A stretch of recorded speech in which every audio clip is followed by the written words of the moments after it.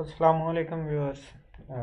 आज की हमारी जो सेशन एम्स हैं उसमें हमारे पास है स्कैनिंग जेल और इसको किस पर्पस के लिए यूज़ किया जाता है और इसकी डिफरेंट प्रॉपर्टीज़ क्या हैं, हम उसको स्टडी करेंगे जो अल्ट्रासाउंड में यहाँ पे यूज़ की जाती हैं और उनकी डिफरेंट करेक्टरिस्टिक्स को देखेंगे। इसके अलावा सेकंड हमारी एम है टाइप्स ऑफ रिफ्लेक्टिंग सरफेस। जहाँ से रिफ्लेक्शन होती है वो सरफेस कितनी टाइप्स के होते हैं। उसके बाद हम देखेंगे कि रिफ्लेक्शन और इसकी कितनी टाइप्स हैं। इसमें फर्दर दो टाइप्स हैं, specular reflection and diffuse reflection जो हैं, इनको इनमें डिफरेंस करेंगे। उसके बाद हम जो यहाँ पे एंगल ऑफ रिफ्लेक्शन जो इको प्रोड्यूस होती हैं अल्ट्रासाउंड, उनमें थ्री एंगल्स होते हैं। उन थ्री एंगल्स में डिफरेंस क्या है, हम उन थ्री एंगल्स को डिफाइन भी करेंगे और उनमें डिफरेंस भी देखेंगे और उनकी इम्पोर्टेंस क्या है उनको भी यहाँ पे डिफाइन करेंगे। तो सबसे पहले हम यहाँ पे देखते हैं कि सोनोग्राफर्स जो हैं, जो अल्ट्रासाउंड यूज़ करते हैं, वो जेल यूज़ क्यों करते हैं। अब हमारी स्किन में और एयर में अगर लेट्स सपोज देखें हम जेल यूज़ नहीं करते, अगर जेल यूज़ नहीं करते तो हमें ट्रांसड्यूसर को डायरेक्ट स्किन के ऊपर लगाना पड़ेगा। अब ट्रांसड्यूसर जब आप स्किन के ऊपर लगाएंगे तो अब ट्रांसड्यूसर के दरमियान में और स्किन के दरमियान में एक मीडियम है, एयर। अब अल्ट्रासाउंड ने एयर से बॉडी में एंटर होना है। अब एयर की इम्पीडेंस और स्किन की इम्पीडेंस या टिश्यू की इम्पीडेंस में बहुत बड़ा डिफरेंस है। अब इसका क्या डिसएडवांटेज होगा, क्योंकि हम प्रीवियस लेक्चर में पढ़ चुके हैं कि रिफ्लेक्शन जो है वो डायरेक्टली प्रोपोर्शनल होती है टू इम्पीडेंस डिफरेंस। अब इम्पीडेंस डिफरेंस ज़्यादा है एयर का और स्किन का, तो मोस्टली साउंड क्या करेगी, रिफ्लेक्ट बैक हो जाएगी और बॉडी में साउंड इंजेक्ट ही नहीं होगी। अब अगर बॉडी में अल्ट्रासाउंड ट्रांसमिट ही नहीं होगी तो हमने जिस ऑर्गन को एनालाइज करना है, जिसकी हमने इमेजिंग करनी है, वो पॉसिबल नहीं रहेगी। अब हमने क्या करना है कि मैक्सिमम साउंड को बॉडी के अंदर इंजेक्ट करना है, ट्रांसमिट करना, और बॉडी के अंदर से जो रिफ्लेक्शन आएंगी वो हमने यूटिलाइज करनी होती हैं। हमने वो इकोस हमारे किसी काम की नहीं है जो इको स्किन के बाहर से ही आ जाए, वो तो स्किन का इमेज दे देगी। अंदर पे जो ऑर्गन या टिश्यू हमने इमेज करना है उससे अल्ट्रासाउंड उस पर तो पहुंच ही नहीं पाएगी। अगर पहुंचेगी तो वो इतनी बहुत कम होगी कि वो वहां पे ही वेस्ट हो जाएगी, वहां पे रिफ्लेक्शन आएगी नहीं कोई पर्टिकुलर। तो इस वजह से हमें जेल यूज़ करनी पड़ती है ताकि हम लोग ये जो अल्ट्रासाउंड का मिसमैच, इम्पीडेंस का मिसमैच, इसको बोलते हैं मिसमैच। मिसमैच मीन्स के इम्पीडेंस डिफरेंस का बहुत ज़्यादा होना और अल्ट्रासाउंड का बॉडी में इंजेक्ट ना हो पाना, बॉडी में ट्रांसमिट ना हो पाना, इसको क्या बोलते हैं, अल्ट्रासाउंड इम्पीडेंस मिसमैच। तो इस वजह से इस मिसमैच को कम करने के लिए अल्ट्रासाउंड जो है वो अल्ट्रासाउंड में जो है जेल वो यूज़ की जाती है। तो यहाँ पे अगेन आपको रेफरेंस दिया जा रहा है कि एयर इंटरफेस क्या करेगा, ऑलमोस्ट 100% जो अल्ट्रासाउंड है, अल्ट्रासाउंड एनर्जी है, उसको क्या करेगा, उसको तो रिफ्लेक्ट बैक कर देगा स्किन से बाहर से ही। अब अल्ट्रासाउंड जब बॉडी में एंटर नहीं होगी, 100% ही वापस आ गई है, तो फिर यहाँ पे डिसएडवांटेज क्या मिलेगा हमें कि हम जिस ऑर्गन की इमेजिंग करना चाहते थे वो इमेजिंग नहीं हो पाएगी। तो अब हमने इस सिचुएशन को प्रिवेंट करना होता है, हमने इससे बचना होता है ताकि हम अल्ट्रासाउंड को क्या कर सकें, हम इंजेक्ट कर सकें स्किन के अंदर या बॉडी के अंदर। तो इस पर्पज़ के लिए जो है जेल जो है वो यूज़ की जाती है। तो सबसे पहले हम यहाँ पे ये तो डायग्राम ही है जेल की, लेकिन पहले आ जाएं यहाँ पे इसको देख लेते हैं कि इसका पर्पस क्या है। तो जेल का जो पर्पस होता है वो एयर को रिमूव करना होता है, किसके दरमियान, ट्रांसड्यूसर और स्किन के दरमियान में। अब एयर की जगह पे जेल ले लेती है। अब ट्रांसड्यूसर क्या करेगा, ट्रांसड्यूसर अल्ट्रासाउंड को फेंकेगा किस में, जेल में। जेल से अल्ट्रासाउंड जाएगी किस में, स्किन में। अब अल्ट्रासाउंड जो है वो मैक्सिमम ट्रांसफ़र हो जाएगी कहाँ से, जेल से किस में, स्किन में या बॉडी में इंजेक्ट हो जाएगी, मैक्सिमम रिफ्लेक्शन मिनिमम हो जाएगी। अब उसकी वजह क्या है कि जो जेल है उसमें और स्किन में इम्पीडेंस का डिफरेंस जो है वो क्या है, बहुत कम है। तो जेल का बेसिक पर्पस क्या होता है, इम्पीडेंस को मैच करवाना, इम्पीडेंस के डिफरेंस को रिड्यूस करना, ताकि मैक्सिमम अल्ट्रासाउंड जो है वो बॉडी के अंदर ट्रांसमिट की जा सके। तो जेल जो है वो अल्ट्रासाउंड का ट्रांसमिशन बढ़ाती है, कहाँ से, ट्रांसड्यूसर से स्किन में या बॉडी में। तो हम इसको ये भी बोलते हैं कि जो स्कैनिंग जेल होती है वो इंटरमीडिएट एक्विस्टिक इम्पीडेंस रखती है। इंटरमीडिएट का मीनिंग क्या है कि इसकी जो इम्पीडेंस है वो इम्पीडेंस बहुत ज़्यादा डिफरेंस में नहीं होती, किससे, स्किन से। अब जो स्किन की या हमारे टिश्यू होते हैं उनकी इम्पीडेंस और जो जेल है इसकी इम्पीडेंस ऑलमोस्ट बहुत करीब करीब होती हैं। तो जब बहुत करीब करीब होती हैं तो रिफ्लेक्शन क्या हो जाएगी, मिनिमम हो जाएगी। इम्पीडेंस करीब होगी तो रिफ्लेक्शन मिनिमम हो जाती है। तो जेल का पर्पस होता है एयर को रिमूव करना, और जेल की अपनी इम्पीडेंस टिश्यू की इम्पीडेंस के करीब होती है, जिसकी वजह से हमें मैक्सिमम ट्रांसमिशन मिलता है, कहाँ से, जेल से बॉडी के अंदर। तो मोस्टली इसका यही पर्पस है कि इम्पीडेंस को मैच करवाना। तो इस वजह से हम क्या बोलते हैं, जेल को एक्विस्टिक इम्पीडेंस मैचर बोला जाता है, ताकि ये मैक्सिमम साउंड जो है वो अल्ट्रासाउंड को बॉडी में इंजेक्ट करवा सके। अब यहाँ पे अगर आप लोग देखें तो पिक्चर में ये देखें, ये स्किन के साथ ये पहले लगा दी गई है जेल। अब जेल लगने से क्या होगा, यहाँ पे एयर रिमूव होगी। अब ट्रांसड्यूसर ने यहाँ पे अल्ट्रासाउंड जो वो अमिट करेगा वो किस में चली जाएगी, वो चली जाएगी यहाँ पे इसमें जेल में। अब जेल से अल्ट्रासाउंड ट्रांसफ़र होगी किस में, स्किन में या बॉडी में।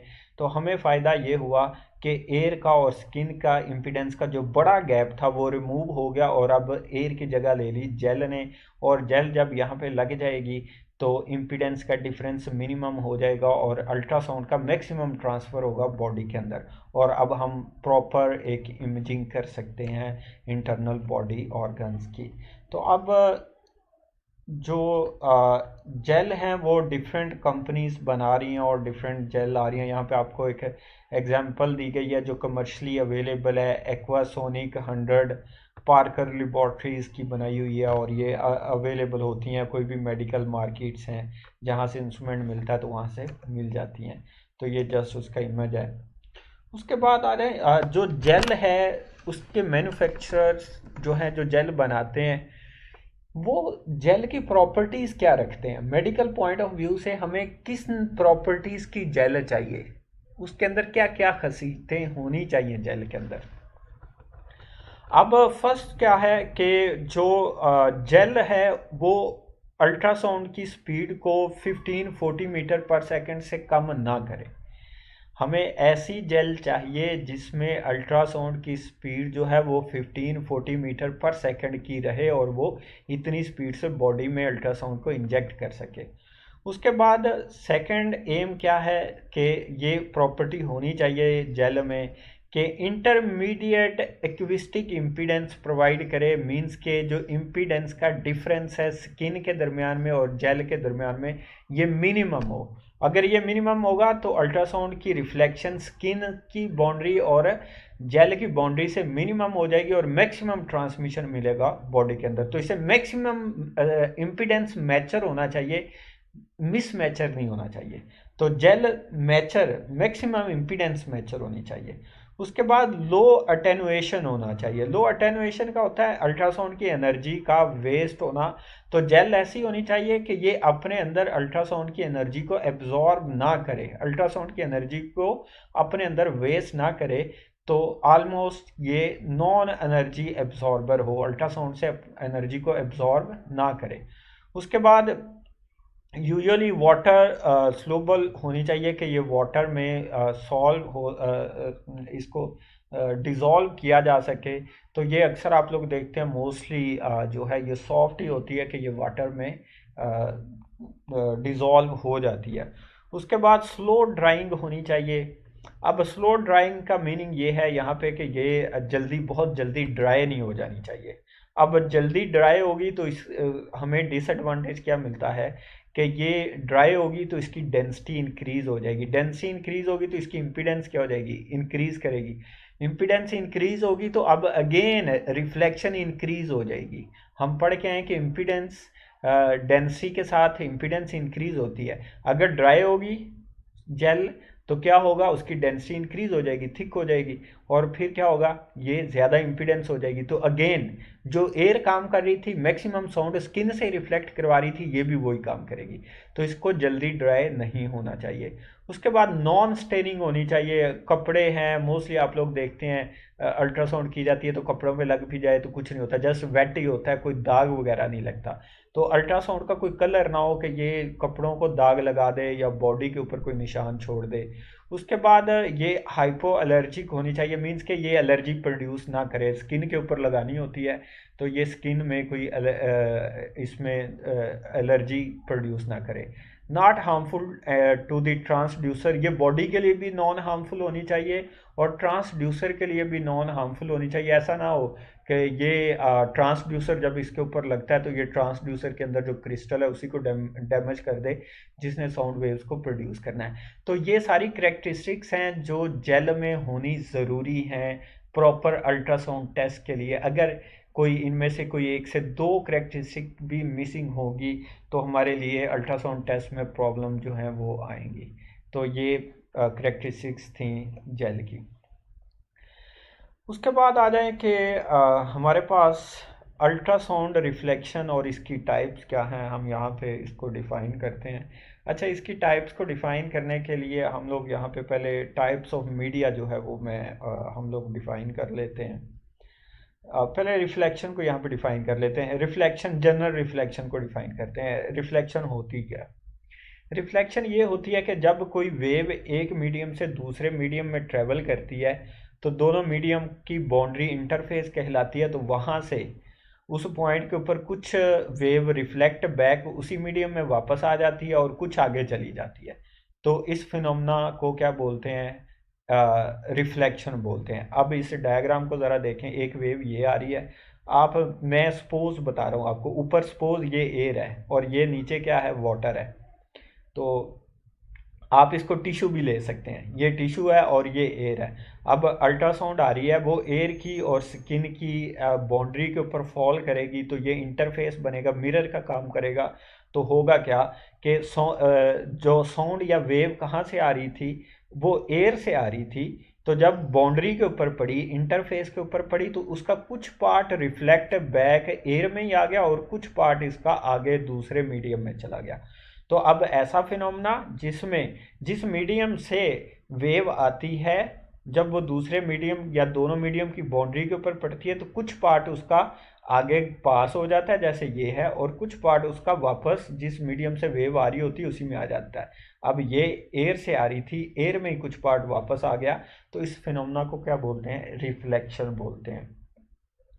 तो इसी तरह जब अल्ट्रासाउंड एक्विस्टिक इंटरफेस को हिट करती है, ये एक्विस्टिक एयर, और यहाँ पे हम ले सकते हैं या ऊपर जेल कंसीडर कर लें, आपकी मर्ज़ी है, जस्ट हमने फिज़िक्स पढ़नी है, उसको एक्सप्लेन करना है। तो यहाँ पे ये जेल का और स्किन का इंटरफेस है, तो कुछ वेव क्या हो रही है, रिफ्लेक्ट हो रही है, कुछ आगे पास हो रही है, तो ये फिनोमेना क्या कहलाता है, ये रिफ्लेक्शन कहलाता है। तो इससे पहले जो यहाँ पे कुछ और पॉइंट्स हैं,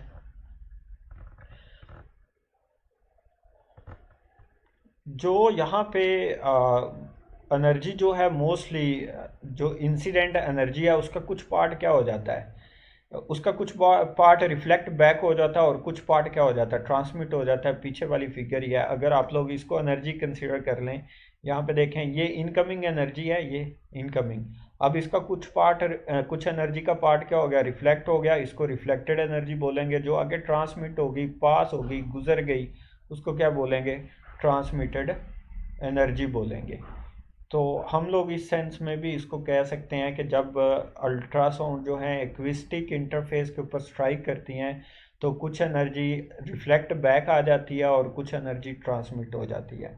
तो और ये हम लोग पढ़ के आए हैं कि जितना इम्पीडेंस मिसमैच होगा, मींस के जितना इम्पीडेंस डिफरेंस ज़्यादा होगा, उतनी ही ज़्यादा रिफ्लेक्शन होगी। तो जितना मिसमैच ज़्यादा है उतनी ज़्यादा रिफ्लेक्शन होगी। इसको अगेन रिपीट करने की ज़रूरत नहीं है। उसके बाद जो अल्ट्रासाउंड रिफ्लेक्शन है, ये law of conservation of energy को भी ओबे करती है। Law of conservation of energy क्या है कि energy cannot be produced and cannot be destroyed. Energy convert होती है, एक फॉर्म से दूसरी फॉर्म में कन्वर्ट हो जाती है, एनर्जी डिस्ट्रॉय नहीं होती। फॉर एग्जांपल, आप अपने हैंड्स को रब करते हैं, आपकी मैकेनिकल एनर्जी हीट में कन्वर्ट हो रही है, वो ज़ाया नहीं होती, वो ख़त्म नहीं होती।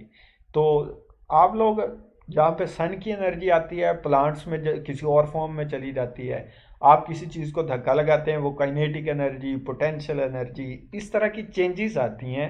एनर्जी कभी डिस्ट्रॉय या प्रोड्यूस नहीं होती, हम एनर्जी को चेंज करते हैं एक फॉर्म से दूसरी फॉर्म में। जैसे घर में गैस आप लोग बर्न करते हैं, उसमें केमिकल एनर्जी होती है, उससे हमें हीट एनर्जी और लाइट एनर्जी मिल जाती है।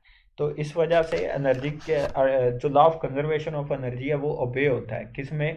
अल्ट्रासाउंड वेव्स में भी ओबे होता है कि इनकमिंग, यहाँ पे देखें, ये अल्ट्रासाउंड की इनकमिंग एनर्जी है, ये किसके इक्वल होगी? Reflected energy plus transmitted energy. तो जो इंसिडेंट एनर्जी है ये हमेशा इक्वल होती है किसके? रिफ्लेक्टेड एनर्जी के और ट्रांसमिटेड एनर्जी के। तो अल्ट्रासाउंड वेव्स जो हैं वो law of conservation of energy को ओबे करती हैं। यहाँ पे आप लोगों को एक एग्जांपल दी गई है कि अगर 70% of incident energy is reflected and at interface, और 20% क्या हो गई है? ट्रांसमिट हो गई है। तो if only 1% of the incident energy is reflected, then 99% is transmitted. तो अगर 1% रिफ्लेक्ट हुई है तो 99% क्या हो गई है? ट्रांसमिट हो गई है। तो इस वजह से ये जो इनकमिंग एनर्जी है, ये वही फॉर्मूला है। इनकमिंग एनर्जी किसके इक्वल होती है? हमेशा जो टोटल एनर्जी है वो 100% ही रहनी चाहिए। होगा क्या कि कुछ रिफ्लेक्ट होगी, कुछ ट्रांसमिट होगी। तो इंसिडेंस एनर्जी किसके इक्वल होगी? Transmitted energy plus reflected energy के इक्वल होगी। तो अल्ट्रासाउंड जो है वो law of conservation of energy को ओबे करती है। उसके बाद यहाँ पे आ जाए reflection and types of reflectors. तो यहाँ पे हमारे पास जो रिफ्लेक्शन है वो सरफेस के ऊपर भी डिपेंड करती है कि जिस सरफेस के ऊपर अल्ट्रासाउंड स्ट्राइक करती है उसकी नेचर क्या है। तो सरफेस के लिहाज से ही, सरफेस की नेचर से ही जो रिफ्लेक्शन है वो दो टाइप्स की है। एक स्पेकुलर रिफ्लेक्शन है और ये स्पेकुलर रिफ्लेक्टर से होती है। अभी हम डिफाइन करेंगे। सरफेस की दो टाइप्स होती हैं, कुछ आपने पढ़े हुए हैं, स्मूथ सरफेस होते हैं, कुछ रफ होते हैं। स्मूथ सरफेस स्पेकुलर रिफ्लेक्टर होता है, और दूसरा जो है मींस के जो रफ सरफेस है वो स्कैटरिंग रिफ्लेक्टर्स कहलाते हैं। तो सरफेस की नेचर जो है, रिफ्लेक्शन है, अल्ट्रासाउंड की रिफ्लेक्शन सरफेस की नेचर पे डिपेंड करती है, वो स्मूथ है या नहीं। स्मूथ सरफेस स्पेकुलर रिफ्लेक्टर कहलाएगा। अभी इसको डिफाइन कर लेते हैं डिटेल में जाके। यहाँ पे इस डायग्राम को देखें तो यहाँ पे स्पेकुलर रिफ्लेक्शन है। तो जो स्पेकुलर सरफेस होता है उससे स्पेकुलर रिफ्लेक्शन होती है, और जो यहाँ पे हमारे पास रफ सरफेस होता है जिसको हम स्कैटरिंग सरफेस बोल के आए हैं या स्कैटरिंग रिफ्लेक्टर बोल के आए हैं, वो रफ होता है। अगर यहाँ पे इस डायग्राम में देखें, ये वाली बाउंड्री इसकी प्लेन है, स्मूथ है। अब स्मूथ सरफेस की प्रॉपर्टी क्या है कि जब अल्ट्रासाउंड इसके ऊपर पड़ती हैं तो ये अल्ट्रासाउंड को एक ही डायरेक्शन में रिफ्लेक्ट करता है। अब देखें, तमाम की तमाम ऊपर की तरफ जा रही है। ये रिफ्लेक्टेड अल्ट्रासाउंड है, ये वाली ये इनकमिंग अल्ट्रासाउंड है, ये क्या है? रिफ्लेक्टेड है। इनकी डायरेक्शन ऊपर की तरफ एक ही है। लेकिन यहाँ पे देखें, इस सरफेस की बाउंड्री को देखें, ये स्मूथ नहीं है, कहीं से ऊपर है, कहीं से नीचे है, तो ये रफ है। अब जब अल्ट्रासाउंड इसके ऊपर आके पड़ती हैं तो ये सरफेस क्या करता है कि अल्ट्रासाउंड को मुख्तलिफ डायरेक्शंस में फैला देता है, मुख्तलिफ डायरेक्शंस में रिफ्लेक्ट करता है। तो इसको बोलते हैं, जब रफ सरफेस से अल्ट्रासाउंड रिफ्लेक्ट होती है तो इस रिफ्लेक्शन को बोलते हैं डिफ्यूज रिफ्लेक्शन। मीन्स के ये अल्ट्रासाउंड को डिफ्यूज कर देता है, किसी को किस तरफ भेज देता है, किसी को किस तरफ भेज देता है। तो डिफ्यूज रिफ्लेक्शन क्या है कि जब अल्ट्रासाउंड किसी रफ सरफेस के ऊपर पड़ती है, स्कैटरिंग सरफेस के ऊपर पड़ती है, स्कैटरिंग रिफ्लेक्टर सरफेस के ऊपर पड़ती है, उस सरफेस की प्रॉपर्टीज़ क्या है कि वो रफ होता है, स्मूथ नहीं होता, तो वो अल्ट्रासाउंड को डिफ्यूज़ कर देता है, ज़ाया कर देता है, कुछ को किस तरफ भेज देता है, कुछ को किस तरफ। तो मल्टीपल रिफ्लेक्शंस होती हैं, मीन्स कि अल्ट्रासाउंड डिफरेंट डायरेक्शंस में रिफ्लेक्ट होती हैं। तो इस टाइप की रिफ्लेक्शन जिसमें रफ सरफेस से अल्ट्रासाउंड रिफ्लेक्ट हो और मुख्तलिफ डायरेक्शन में रिफ्लेक्ट हो, उसको डिफ्यूज़ रिफ्लेक्शन बोलते हैं। और स्पेकुलर रिफ्लेक्शन क्या है, स्मूथ सरफेस से, और इसमें होता क्या है कि जो अल्ट्रासाउंड है वो सिंगल डायरेक्शन में रिफ्लेक्ट होती है। तो ऐसी रिफ्लेक्शन जिसमें स्मूथ सरफेस हो और रिफ्लेक्शन एक सिंगल डायरेक्शन में हो, उसको स्पेकुलर रिफ्लेक्शन। मल्टीपल डायरेक्शन में रिफ्लेक्शन और रफ सरफेस से, उसको क्या बोलते हैं यहाँ पे, डिफ्यूसिव रिफ्लेक्शन। तो सरफेस की दो टाइप्स हैं, जिसको एक स्पेकुलर सरफेस और एक स्कैटरिंग सरफेस। स्मूथ सरफेस को स्पेकुलर सरफेस और नॉन स्मूथ सरफेस को हम स्कैटरिंग सरफेस बोलते हैं, जो अभी हम यहाँ पे पिछली स्लाइड में स्कैटरिंग रिफ्लेक्टर्स या स्कैटरिंग सरफेसेस बोल सकते हैं। ये स्पेकुलर जो है ये स्मूथ है और स्कैटरिंग जो है वो रफ है। अभी और करेक्टरिस्टिक्स हैं, ये हमने जो स्पेकुलर रिफ्लेक्टर्स हैं इनको स्टडी करना है यहाँ पे डिटेल में, तो हम लोग यहाँ पे इसकी कुछ और करेक्टरिस्टिक्स हैं उनको डिफाइन करते हैं। तो स्पेकुलर रिफ्लेक्टर्स और स्पेकुलर रिफ्लेक्शन को इसको प्रॉपरली डिफाइन कर लेते हैं। तो अभी जैसे हमने बात की कि स्पेकुलर सरफेस क्या होता है, स्मूथ होता है, और इसकी एक और करेक्टरिस्टिक यहाँ पे इस डायग्राम को देखें तो वो क्लियर है। अब ये वाला सरफेस है, यहाँ से लेकर यहाँ तक सरफेस का साइज है, तो इसका जो इंटरफेस है इसका साइज हमेशा जो अल्ट्रासाउंड वेव की वेवलेंथ होती है उससे बड़ा होता है। स्पेकुलर सरफेस का साइज या इंटरफेस का साइज हमेशा बड़ा होता है, किससे, जो अल्ट्रासाउंड की वेवलेंथ है उससे बड़ा होता है। और जो स्कैटरिंग रिफ्लेक्टर है उसमें अल्ट्रासाउंड की वेवलेंथ क्या होती है, वो बड़ी होती है। अल्ट्रासाउंड की वेवलेंथ क्या होगी, बड़ी। ऐसा सरफेस जिसका अपना साइज, पहली बात तो यह है कि वो स्मूथ हो जैसे यहाँ पे डायग्राम में। दूसरी उसकी क्वालिटी क्या है, उसका अपना साइज इस अल्ट्रासाउंड की वेवलेंथ से क्या हो, ज़्यादा हो, तो उसको क्या बोलते हैं हम, स्पेकुलर सरफेस बोलते हैं। यहाँ पे डायग्राम में देखें कि वेवलेंथ ये है, अब इसको इस लाइन से कंपेयर करें ज़रा, तो ये देखें इसका साइज़ क्या है, सरफेस का साइज़ बड़ा है, वेवलेंथ छोटी है। तो अगर वेवलेंथ छोटी है, सरफेस का साइज़ बड़ा है, तो ये स्पेकुलर सरफेस है। अगर वेवलेंथ का साइज़ बड़ा हो जाए और इसका साइज़ छोटा हो जाए तो ये क्या होगा, स्कैटरिंग रिफ्लेक्टर होगा। तो इस टाइप के सरफेस से जो रिफ्लेक्शन होती है वो स्पेकुलर रिफ्लेक्शन होती है। और स्पेकुलर रिफ्लेक्शन जो है वो यूनिडायरेक्शनल होती है, एक सिंगल डायरेक्शन में होती है। तो ये तो था स्पेकुलर रिफ्लेक्टर और स्पेकुलर रिफ्लेक्शन होती क्या है। ये यूनिडायरेक्शनल स्मूथ सरफेस से होती है और सरफेस की अपना साइज जो है वो अल्ट्रासाउंड की वेवलेंथ से ज़्यादा होता है, और ये रिवर्स होगा दूसरे सरफेस के लिए, आप लोग खुद देख लें। अगेन यहाँ पे देखें, ये स्पेकुलर रिफ्लेक्शन की डायग्राम है, यहाँ पे देखें ये आई स्मूथ सरफेस था, ये देखें नीचे, और रिफ्लेक्शन यूनि डायरेक्शनल हुई, तो वन डायरेक्शन है। इसमें देखें सरफेस रफ था, सरफेस रफ था तो रिफ्लेक्शन क्या हुई, मल्टीपल डायरेक्शंस में। तो ये डिफ्यूसिव रिफ्लेक्शन है, इसको स्कैटरिंग भी बोलते हैं। स्कैटरिंग का मतलब होता है फैल जाना। तो यहाँ पे अल्ट्रासाउंड क्या हो रही है, फैल रही है, तो मल्टीपल डायरेक्शंस में जो है यहाँ पे होती है। दूसरे नंबर पे एक और पॉइंट इंपॉर्टेंट है, यहाँ पे इसका साइज और यहाँ पे इसका साइज देखें, जो रिफ्लेक्टेड इकोज हैं उनके साइज देखें, इनका एम्पलीट्यूड कम है, इसका एम्पलीट्यूड क्या है, ज़्यादा। तो स्पेकुलर रिफ्लेक्शन में जो रिफ्लेक्टेड अल्ट्रासाउंड होती है उसका साइज़ क्या होता है, उसका एम्पलीट्यूड ज़्यादा होता है, और स्कैटरिंग में एम्पलीट्यूड जो है रिफ्लेक्टेड इकोज का वो रिड्यूस हो जाता है। तो ये भी इसका एक डिसएडवांटेज है। उसके बाद स्टडी ऑफ स्पेकुलर रिफ्लेक्शंस, हमने स्पेकुलर रिफ्लेक्शंस में कौन सी अहम करेक्टरिस्टिक्स हैं जो अल्ट्रासाउंड वेव के लिए हमने स्टडी करनी है। तो जो स्पेकुलर रिफ्लेक्शन है ये सिमिलर है लाइट की रिफ्लेक्शन के, और लाइट के प्रिंसिपल ही यूज़ किए जाते हैं इसको डिस्क्राइब करने के लिए। तो यहाँ पे हम उन्हीं को यूज़ करेंगे और इसको डिस्क्राइब करेंगे। लेकिन हम पढ़ रहे हैं अल्ट्रासाउंड को, तो अल्ट्रासाउंड में हमारा टारगेट क्या है। अल्ट्रासाउंड में हमारा फर्स्ट टारगेट ये है कि कितनी एनर्जी रिफ्लेक्ट हुई। हमें ये पता होना चाहिए कि स्किन से एनर्जी कितनी रिफ्लेक्ट हुई है, उसके बाद कितनी एनर्जी बॉडी के अंदर ट्रांसमिट हुई है। हम रिफ्लेक्शन को इस वजह से पढ़ते हैं कि हम ये देख सकें कि बॉडी के अंदर एनर्जी कितनी ट्रांसमिट हो रही है और रिफ्लेक्ट कितनी हो रही है स्किन से बाहर ही। तो इसको पढ़ने के लिए जो रिफ्लेक्शन है वो डिपेंड करती है एंगल ऑफ इंसिडेंस के ऊपर, एंगल ऑफ रिफ्लेक्शन के ऊपर और एंगल ऑफ रिफ्रैक्शन या फिर ट्रांसमिशन के ऊपर। अब इन 3 एंगल्स को पढ़ते हैं और इनको डिफाइन करते हैं। तो इस डायग्राम को अगर आप लोग समझें, यहाँ पे ये है मीडिया है, ये देखें 2 मीडिया की बाउंड्री है। यहाँ पे जो डार्क एरिया है यहाँ पे ये कोई और मीडियम है और यहाँ पे ये क्या है, कोई और मीडियम है। तो अब एक ऐसी लाइन जो इन दोनों मीडिया की बाउंड्री के ऊपर 90 क्या है, ये दोनों इंटरफेस है, ये दोनों मीडिया का इंटरफेस है ये वाला, ये देखिए। तो इस मीडिया की हाई इम्पीडेंस है, इसकी क्या है, लो इम्पीडेंस है।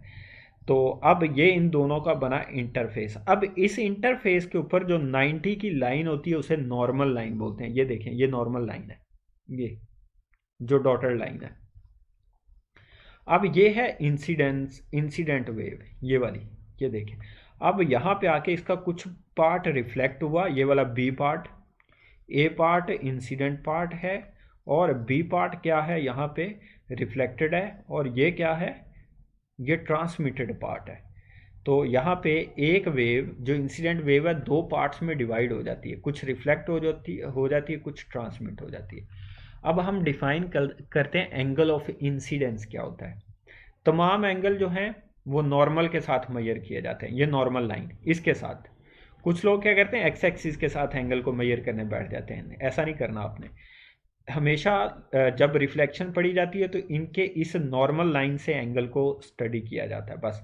एंगल ऑफ इंसिडेंस क्या है, वो एंगल जो इंसिडेंट वेव बनाती है नॉर्मल के साथ। अब ये वाला एंगल है, ये देखें, ये थीटा आई क्या है, एंगल ऑफ इंसिडेंस है। इंसिडेंट वेव जो इस 90 की लाइन नॉर्मल लाइन के साथ एंगल बनाती है उसे क्या बोलते हैं, एंगल ऑफ इंसिडेंस। उसके बाद एंगल ऑफ रिफ्लेक्शन। अब ये वाली रिफ्लेक्टेड रे इसी लाइन के साथ जो एंगल बना रही है वो क्या है, एंगल ऑफ रिफ्लेक्शन। तो एंगल ऑफ रिफ्लेक्शन क्या है, इंसिडेंट रे नॉर्मल के साथ जो एंगल बनाती है उसको क्या बोलते हैं, एंगल ऑफ रिफ्लेक्शन। इसी तरह एंगल ऑफ ट्रांसमिशन क्या है, ये वाला, इसी नॉर्मल लाइन के साथ जो ट्रांसमिटेड वेव है वो एंगल बनाती है उसको क्या बोलते हैं, ट्रांसमिशन एंगल या एंगल ऑफ रिफ्रैक्शन भी बोला जाता है ये। तो अब ये ट्रांसमिटेड वेव ने जो इस नॉर्मल लाइन के साथ एंगल बनाया है उसको क्या बोला जाता है, ट्रांसमिटेड एंगल या फिर एंगल ऑफ रिफ्रैक्शन बोला जाता है। अब आ जाएं यहाँ पे इसकी करेक्टरिस्टिक्स क्या है, इम्पोर्टेंस क्या है। अब फिज़िक्स में जो रिफ्लेक्शन है वो ज़ीरो कब होती है, अगर आप लोग क्या करें कि अब देखें यहाँ पे ये इस एंगल पे इस इंटरफेस के, ये वाला इंटरफेस है ये, इसके साथ एंगल है ओब्लिक। ओब्लिक एंगल वो होता है जो 90 से बड़ा हो या छोटा हो। तो अब यहाँ पे देखें ये वाली वेव इस इंटरफेस के ऊपर 90 के एंगल पे नहीं है। जब इंसिडेंट वेव 90 के एंगल पे ना हो तो ट्रांसमिशन 100% नहीं होता। कुछ वेव देखें कुछ वेव ट्रांसमिट हुई है, कुछ वेव रिफ्लेक्ट हो गई है। अब मैक्सिमम ट्रांसमिशन तब मिलता है जब 90 के एंगल पे हो। 2 मीडिया की जो बाउंड्री है, अगर वेव को उसके ऊपर 90 के एंगल पे उसको फॉल करवाया जाए, एक वेव यहाँ से एंटर की जाएगी ना, यहाँ से, वो टोटली ट्रांसमिट हो जाएगी, रिफ्लेक्शन नहीं होगी, ये सारी की सारी आगे पास हो जाएगी। और एक और फ़ायदा होगा, ये स्ट्रेट पास होगी। तो अब अगर हमारा टारगेट है बॉडी के अंदर मैक्सिमम अल्ट्रासाउंड को इंजेक्ट करना, ट्रांसमिट करवाना, तो हमें क्या करना होगा, अल्ट्रासाउंड वेव को इस इंटरफेस के साथ 90 के एंगल पे थ्रो करना होगा। इस एंगल पे इसको फेंकने की बजाय हम इस एंगल से एंटर करेंगे ताकि सारी की सारी अल्ट्रासाउंड बॉडी के अंदर एंटर हो जाए। तो अब जो नॉर्मल एंगल है इसको बोलते हैं नॉर्मल इंसिडेंस। इसको क्या बोलते हैं, नॉर्मल इंसिडेंस। अब नॉर्मल इंसिडेंस वो पॉइंट है जिस पॉइंट के ऊपर अल्ट्रासाउंड मैक्सिमम, आप ऐसे कह लें 100% अल्ट्रासाउंड जो है वो ट्रांसमिट हो जाती है बॉडी के अंदर। तो इस वजह से अब यहाँ पे इन दोनों लाइंस में देखें, अल्ट्रासाउंड का ये वाली लाइन है, एंगल ऑफ इंसिडेंस क्या है, नॉर्मल लाइन भी ये वाली है, तो ये इसके साथ पैरेलल नहीं है। अगर मैं ट्रांसड्यूसर को यहाँ पे रख के अल्ट्रासाउंड को बॉडी के अंदर एंटर करूँ, तो अब ये वेव, अल्ट्रासाउंड वेव आ रही है नीचे की तरफ। अब ये नॉर्मल लाइन, ये वाली डॉटेड लाइन, इसके साथ क्या है, पैरेलल है, तो दोनों में एंगल क्या बनेगा, 0 डिग्री।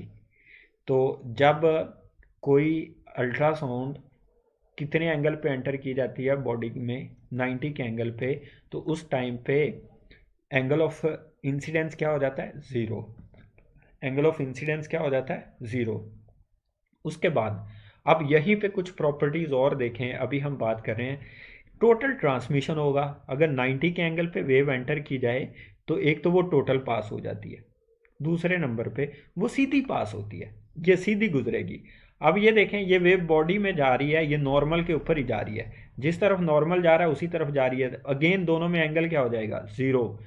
तो नॉर्मल इंसिडेंस के ऊपर थीटा आई भी क्या होता है, ज़ीरो, और थीटा ट्रांसमिशन भी क्या होता है, ज़ीरो, क्योंकि थीटा ट्रांसमिशन की वैल्यू भी क्या हो जाती है, ज़ीरो, क्योंकि वो पैरेलल हो जाता है किसके साथ, नॉर्मल के साथ। अब कोई वेव रिफ्लेक्ट ही नहीं हो रही यहाँ से, तो अगेन उसका तो एंगल ही नहीं बनेगा। तो अगेन हम ये बोलते हैं थीटा रिफ्लेक्शन, थीटा आर भी क्या हो जाता है, ज़ीरो। तो जब नॉर्मल इंसिडेंस पे ट्रांसड्यूसर से अल्ट्रासाउंड एंटर की जाए बॉडी में, तीनों एंगल 0 डिग्री होते हैं। तो ये अल्ट्रासाउंड की नॉर्मल एडजस्टमेंट है। अल्ट्रासाउंड टेस्ट करने की नॉर्मल एडजस्टमेंट क्या है कि आपने तीनों एंगल ज़ीरो करने हैं। एंगल ऑफ इंसिडेंस भी ज़ीरो करना है, एंगल ऑफ रिफ्लेक्शन भी ज़ीरो करना है, एंगल ऑफ ट्रांसमिशन भी क्या करना है, ज़ीरो। और ये ज़ीरो कैसे किए जाएंगे कि आपने अल्ट्रासाउंड को बॉडी में कितने एंगल पे इंजेक्ट करना है, 90 के एंगल पे। 90 के एंगल पे आप जाएंगे तो फिर angle of incidence, angle of transmission, angle of reflection तीनों ज़ीरो हो जाते हैं। तो यहाँ पे मैंने आपको करके बता दिया। एंगल ऑफ, अगेन रिपीट कर देता हूँ, एंगल ऑफ इंसिडेंस वो एंगल होता है जो इस नॉर्मल लाइन के साथ बनता है। तो जब अल्ट्रासाउंड इसी के ऊपर आएगी, इसके साथ पैरेलल आएगी, एंगल ज़ीरो। अब ये वाली ट्रांसमिटेड वेव जो नॉर्मल के साथ एंगल बनाती है उसको थीटा ट्रांसमिशन बोलते हैं। अब जब ये वाली वेव यहाँ की बजाय इसी के ऊपर आ जाएगी तो एंगल 0 डिग्री हो जाएगा। जब ये वेव रिफ्लेक्ट ही नहीं होगी स्किन से बाहर तो इसका थीटा एंगल, थीटा आर भी क्या हो जाएगा, ज़ीरो। तो लिहाजा नॉर्मल एडजस्टमेंट अल्ट्रासाउंड की ये है कि अल्ट्रासाउंड को नॉर्मली एंटर करो बॉडी में और नॉर्मल पे तीनों एंगल ज़ीरो हो जाते हैं। तो जब भी अल्ट्रासाउंड करें आपने ये याद रखना है कि अल्ट्रासाउंड को कैसे एडजस्ट करना है, आपने बॉडी के साथ 90 के एंगल पे एडजस्ट करना है। तो जब आप 90 के एंगल पे एडजस्ट कर लेंगे तो ये तीनों एंगल ज़ीरो हो जाएंगे। और ये सारा कुछ यहाँ पे लिखा हुआ है। नॉर्मल इंसिडेंस क्या है, नॉर्मल इंसिडेंस में जब बीम क्या हो, परपेंडिकुलर टू द इंटरफेस, और ये मैं सारा डिस्क्राइब कर चुका हूँ डायग्राम से। तो ये उसकी अगेन ये भी वही लिखा हुआ है, तीनों एंगल ज़ीरो हैं यहाँ पे। तो आप लोगों के पास ये स्लाइड्स होंगी भी, या आपने स्क्रीनशॉट लेना है तो ले लें। उसके बाद यहाँ पे देखिए अगेन नॉर्मल इंसिडेंस है, ये वाला इंटरफेस है, ये देखें 90 के एंगल पे नॉर्मल। तो जो जिसके साथ हम एंगल एंगल मेजर करते हैं वो भी लाइन तो यही है। अब ये दोनों पैरेलल हैं अगेन, तो 90 के एंगल पे नॉर्मल इंसिडेंस है। यहाँ पे देखें ये ट्रांसमिटेड वेव है, अगेन इसका एंगल भी ज़ीरो है। तो जो रिफ्लेक्टेड वेव आ रही है वो भी नॉर्मल के साथ पैरेलल आती है, तो रिफ्लेक्टेड एंगल भी क्या हो जाता है, ज़ीरो। स्किन के बाहर अगर कोई वेव रिफ्लेक्ट बैक भी होती है तो वो 90 के एंगल पे रिफ्लेक्ट बैक होती है, ये अगेन नॉर्मल के साथ पैरेलल होती है। इसका एंगल वैसे 180 डिग्री होता है, लेकिन इसको ये हमारे किसी काम की नहीं होती। ये देखें ये ट्रांसड्यूसर से आ रही है, क्योंकि इमेज बनना है यहाँ से, जो हमें रिफ्लेक्शन मिलेगी उससे इमेज बनाया जाता है, इससे इमेज नहीं बनाया जाता। इसको तो वैसे इग्नोर कर दिया जाता है, तो इस वजह से इसको हम कंसिडर नहीं करते। तो नॉर्मल इंसिडेंस के ऊपर तीनों एंगल क्या होते हैं, ज़ीरो। ये इनकमिंग वेव है, ये ट्रांसमिटेड वेव है। अब यहाँ से रिफ्लेक्शन मिलेगी तो इसको नॉर्मली पैरेलल लिया जाता है, तो इसका एंगल है 180, लेकिन इसको भी 0 डिग्री लिया जाता है। तो नॉर्मल एडजस्टमेंट के ऊपर जो है वो तीनों एंगल ज़ीरो लिए जाते हैं, इसको नॉर्मल एडजस्टमेंट कहा जाता है। उसके बाद ये अगेन वही पॉइंट्स हैं जो मैंने यहाँ पे डिस्क्राइब कर दिए हैं कि अगर आप लोग क्या कर रहे हैं, ये ऊपर वाली डायग्राम का ही डिस्क्रिप्शन है, मैं अगेन नहीं बताऊंगा। तो सोनोग्राफर्स को यहाँ पे आपको एक प्रिकॉशन दी जा रही है कि जब भी आप अल्ट्रासाउंड टेस्ट करते हैं तो आपने क्या करना है कि तीनों एंगल ज़ीरो एडजस्ट करने हैं। Angle of incidence, angle of reflection और एंगल ऑफ ट्रांसमिशन क्या होने चाहिए? ज़ीरो। जब आप ज़ीरो कर लेते हैं तो फिर अल्ट्रासाउंड कोई रिफ्लेक्ट भी होगी तो वो सीधी ट्रांसड्यूसर में वापस आएगी। अगर इनमें एंगल की डिस्टर्बेंस है तो जो वेव रिफ्लेक्ट होगी वो ट्रांसड्यूसर में कैप्चर नहीं होगी, तो इमेज अच्छा नहीं बनेगा। इस वजह से तीनों एंगल्स का ज़ीरो होना ज़रूरी है। तो ये अगेन प्रिकॉशन है आपके लिए कि आपने जो है नॉर्मल एडजस्टमेंट करनी है। ट्रांसड्यूसर से अल्ट्रासाउंड बॉडी में 90 के एंगल पे एंटर करनी है। तो जब आप लोग देखें यहाँ पे स्कैनिंग कर रहे हैं किन की, तो ऑर्गन्स की या कैप्सूल्स की, वेसल्स की, वॉल्स की या फिर अदर कोई इंटरफेस है, तो आपने हमेशा get perpendicular adjustment and be normal. तो आपने अल्ट्रासाउंड को हमेशा इंटरफेस के ऊपर नॉर्मल रखना है। उसके बाद यहाँ पे एक डायग्राम है और इस डायग्राम में आप लोगों को यहाँ पे इम्पोर्टेंस बताई जा रही है कि नॉर्मल एडजस्टमेंट की इम्पोर्टेंस क्या है। यहाँ पे आप लोगों को जो है यहाँ पे ये लीवर का एक स्कैन है वो दिखाया जा रहा है। तो यहाँ पे ये राइट है इसका पार्ट, ये मिडल है और ये क्या है? लेफ्ट है। अब आप लोग यहाँ पे देखें तो जो राइट पार्ट है ये ज़्यादा ब्राइट है। राइट पार्ट क्या है? यहाँ पे ज़्यादा ब्राइट है और यहाँ पे जो ये वाला लेफ्ट पार्ट है वो थोड़ा सा यहाँ पे देखें ये डार्क अपीयर हो रहा है। यहाँ पे मिडल में भी ये एरिया डार्क अपीयर हो रहा है। अब इसकी रीजंस क्या हैं? यहाँ पे दो रीजंस हैं। जो मिडल पार्ट है और जो लेफ्ट पार्ट है, यहाँ पे हमें नीचे कुछ ऐसा मीडियम था जो वीक रिफ्लेक्शंस था, इम्पीडेंस का डिफरेंस ज़्यादा अच्छा नहीं था। तो इस वजह से क्या हुआ कि जो रिफ्लेक्शन हुई वो कम हुई।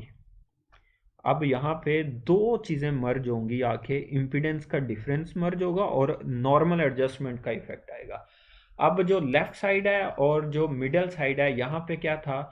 जो अल्ट्रासाउंड इनके ऊपर, इस एरिया के ऊपर जो अल्ट्रासाउंड पड़ी वो नॉर्मल नहीं पड़ी, ओब्लीक पड़ी, मींस के 90 के एंगल पे नहीं पड़ी। इस वजह से रिफ्लेक्शन क्या हुई? कम हुई। रिफ्लेक्शन कम हुई तो इनका इमेज डार्क बना। हमारे पास इस एरिया में जो सिग्नल आया और इस एरिया से जो सिग्नल आया वो वीक था, क्योंकि इनके ऊपर 90 का एंगल नहीं बना। इस वजह से यहाँ पे ब्राइटनेस कम मिली। दूसरा रीज़न क्या है कि यहाँ पे नीचे जो ब्लड या फिर टिश्यू था उसने क्या किया? उसका इम्पीडेंस डिफरेंस कम था, उसने रिफ्लेक्शन को रिड्यूस कर दिया। इम्पीडेंस का डिफरेंस कम है। दूसरा, यहाँ पे 90 के एंगल पे अल्ट्रासाउंड नहीं पड़ी। ये दो रीज़न है इन एरिया के डार्क होने की। इस एरिया के राइट के ब्राइट होने की यहाँ पे रीज़न क्या है? यहाँ पे उसकी रीज़न ये है कि यहाँ पे इम्पीडेंस डिफरेंस ज़्यादा मिला, रिफ्लेक्शन ज़्यादा हुई। दूसरा, यहाँ पे हमें नॉर्मल एडजस्टमेंट मिली, मींस के परपेंडिकुलर एडजस्टमेंट मिली इस पार्ट के ऊपर। जो अल्ट्रासाउंड है वो 90 के एंगल पे पड़ी। इस वजह से हमें सिग्नल ज़्यादा स्ट्रॉन्ग मिला और रिफ्लेक्शन अच्छी मिली, जिसकी वजह से इसका इमेज क्या बना? ज़्यादा अच्छा बन गया। आगे और भी डायग्राम्स हैं, इनका डिफरेंस अगर आप लोग देखें, यहाँ पे फिर एंगल ऑफ इंसिडेंस का ही डिफरेंस बताया जा रहा है। अगर आप लोग यहाँ पे देखें वन, यहाँ पे ये एरिया ब्राइट है बहुत ज़्यादा। यहाँ पे डायग्राम में भी अगर आप देखें तो इसका एंगल क्या है? ज़्यादा स्ट्रेट है, इसका एंगल ज़्यादा स्ट्रेट है नहीं है। तो यहाँ पे देखें अगर 90 के एंगल पे आके नॉर्मल अल्ट्रासाउंड आई तो रिफ्लेक्शन भी उसी डायरेक्शन में हुई। अब स्ट्रॉन्ग रिफ्लेक्शन है और सेम डायरेक्शन में, ये तो कैप्चर हो जाएगी ट्रांसड्यूसर में जाके, इसका इमेज भी ब्राइट बना हुआ है। इसमें देखें अब ट्रांसड्यूसर बेचारा यहाँ पे था, अब 90 के एंगल पे सिग्नल इसके ऊपर पड़ा नहीं है, अब रिफ्लेक्शन और डायरेक्शन में चली गई। अब ये डिफ्यूसिव स्कैटरिंग होगी, डिफ्यूसिव रिफ्लेक्शन होगी, अब डिफ्यूज़ हो जाएगी अल्ट्रासाउंड, ये ट्रांसड्यूसर में कैप्चर नहीं होगी। कैप्चर नहीं होगी तो हमें यहाँ पे जो है इमेज की क्लैरिटी नहीं मिलेगी। इसी वजह से अल्ट्रासाउंड को कितने एंगल पे करते हैं? नॉर्मल एंगल से 90 के एंगल पे करते हैं। तीनों एंगल्स को ज़ीरो रख के करते हैं ताकि ब्राइटनेस या मोस्ट रेजोल्यूशन हमें मिले, क्लैरिटी मिले। इसके बाद इस डायग्राम में भी यही कंपैरिजन है। यहाँ पे देखें इसका इमेज कितना ज़्यादा ब्राइट है, यहाँ पे ए में अगर आप लोग देखें यहाँ पे कौन सी हो रही है, स्पेकुलर रिफ्लेक्शन हो रही है। यहाँ पे देखें नॉर्मल अल्ट्रासाउंड 90 के एंगल पे पड़ रही है, इधर ही ट्रांसड्यूसर से आई, ट्रांसड्यूसर की तरफ वापस चली गई। एम्पलीट्यूड भी दोनों का क्या ऑलमोस्ट इक्वल है, तो यहाँ पे रिफ्लेक्शन स्ट्रॉन्ग होगी, इमेज की क्लैरिटी ज़्यादा आएगी। इस पे देखें अब ये ओब्लीक चला गया, मीन्स के एंगल डिस्टर्ब हो गया। यहाँ पे नीचे एक यहाँ पे सरफेस क्या था, यहाँ पे हमारे पास सरफेस था स्मूथ, यहाँ पे सरफेस रफ था। यहाँ पे आर्टरीज आ रही हैं या कोई वेन्स आ रही हैं। सरफेस नॉन स्मूथ होने की वजह से यहाँ पे क्या फ़र्क पड़ा कि जो मल्टीपल रिफ्लेक्शंस होगी, डिफ्यूसिव रिफ्लेक्शन होगी, जिसकी वजह से अल्ट्रासाउंड मुख्तलिफ डायरेक्शन में चली गई। अब ये वाली अल्ट्रासाउंड जो है और ये वाली वेव बस कैप्चर होगी किस में, ट्रांसड्यूसर में, बाकी सारी वेस्ट हो रही हैं। अब इस वजह से इसकी इमेज क्लैरिटी ज़्यादा अच्छी नहीं है, इमेज रेजोल्यूशन अच्छी नहीं है। तो डिफ्यूसिव रिफ्लेक्शन हमें ज़्यादा एडवांटेजियस नहीं होती क्योंकि इमेज क्लैरिटी अच्छी नहीं मिलती। अगेन ये सेम वही है, उन्हीं कंसेप्ट का कंपैरिजन है। यहाँ पे देखें स्पेकुलर रिफ्लेक्शन हो रही है। स्पेकुलर रिफ्लेक्शन में क्या होता है कि अल्ट्रासाउंड एक ही डायरेक्शन में रिफ्लेक्ट बैक होती हैं, ट्रांसड्यूसर में कैप्चर हो जाती हैं। इसमें और ये वाली अल्ट्रासाउंड नीचे की तरफ चली जाएंगी, इधर तो ट्रांसड्यूसर ही नहीं है, तो ये सारी वेस्ट हो जाती हैं अगेन। तो डिफ्यूसिव रिफ्लेक्शन में या डिफ्यूज़ रिफ्लेक्शन में इमेज की क्लैरिटी हमें ज़्यादा नहीं मिलती, मुख्तलिफ नीचे सरफेस के रफ होने की वजह से। तो ये तो थी हमारे पास डिफरेंट टाइप के सरफेस।